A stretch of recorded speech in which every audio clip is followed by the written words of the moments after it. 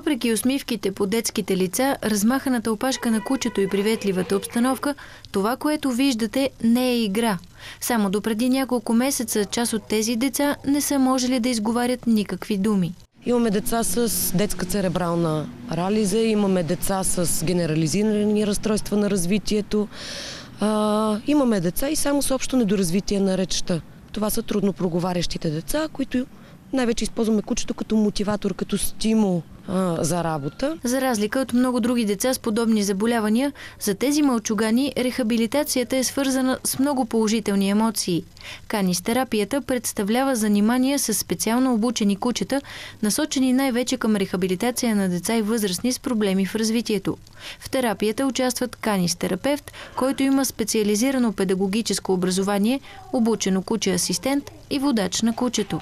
Те трябва да бъдат невероятно спокойни, уравновесени животни, да имат желание да контактуват и с деца, и с възрастни, да играят, да нямат никаква агресия, да не са прекалено пък и превъзбудени, защото една прекалена активност на самото животно може да стресне детето. За влиянието на канистерапията върху децата и техните проблеми най-добре разказват родителите. Той запомни абсолютно всичко и вкъщи си го повтаря. Дори тук да не е обърнал внимание привидно.